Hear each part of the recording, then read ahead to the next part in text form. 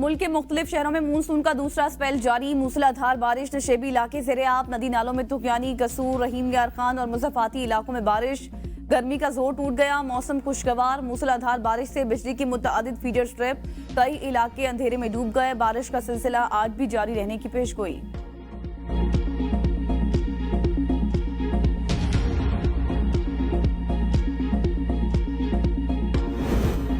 IMF का बिजली की कीमतों पर नजरसानी करने से इनकार। IMF ने टैरिफ के साथ बिजली पर सेल्स टैक्स के निफाज का मुतालबा भी कर दिया।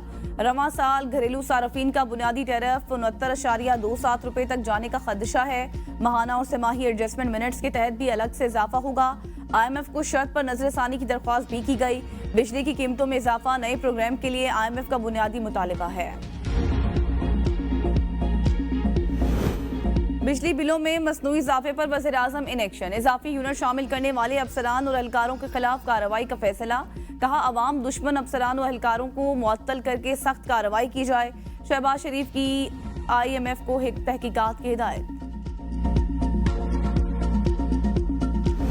नए इस्लामी साल का आगाज होते ही गिलाफ काबा तब्दील। रूह परवर मनाजिर, मस्जिदुल हराम की इंतजामिया और अल हरमैन शरीफैन की जनरल प्रेसिडेंसी ने गिलाफ काबा को तब्दील किया। कस्बा को तब्दील करने के लिए 159 तकनीकी माहिरीन और कारीगर को शामिल किया गया।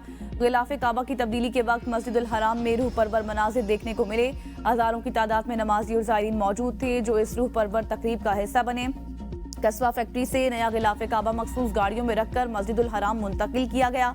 गिलाफ काबा की तब्दीली की सालाना तकरीब नए इस्लामी साल के पहले दिन होती है।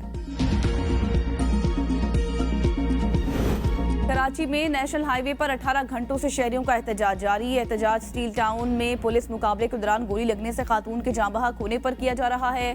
ट्रैफिक पुलिस के मुताबिक एहतजाज के बायस नेशनल हाईवे पर ट्रैफिक मुअत्तल है।